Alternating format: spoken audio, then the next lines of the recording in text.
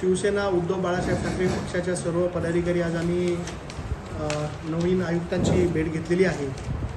डोंबिवली कल्याण ग्रामीण या विविध समस्यांवरती आयुक्तांची सविस्तर चर्चा केलेली आहे।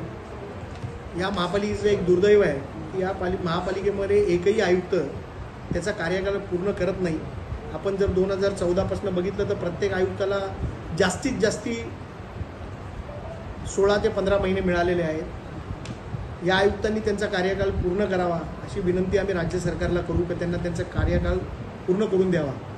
आणि डोंबिवलीमध्ये असतील, कल्याण ग्रामीणमध्ये असतील, विविध समस्यांना लोकांना आज तोंड द्यावं लागतं आहे। कॉन्क्रीट रस्त्यांमध्ये मोठा भ्रष्टाचार चालू आहे। ज्या कॉन्क्रीट रस्त्यांसाठी 350 कोटी रुपयाचा निधी या महापालिकेमध्ये आला होता, ॲज पर DP न करता ते रस्तेमध्ये जास्तीत जास्त सेव्हिंग केलेली आहे।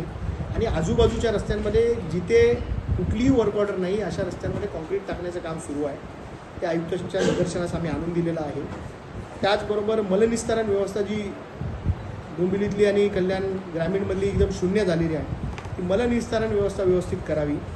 त्याचबरोबर 27 गावातली जी अमृत योजना आहे तिचं काम जे संत गतीने सुरू आहे ते तातडीनं त्या कामाला गती आणून द्यावी।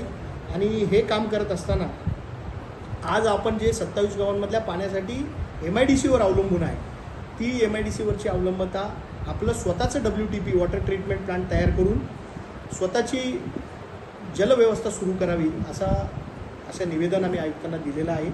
आयुक्त सकारात्मक होते आणि आयुक्तांकडून आम्हाला खूप अपेक्षा आहेत आणि चांगलं काम होईल अशी भविष्यकाळामध्ये आपण अपेक्षा करूया।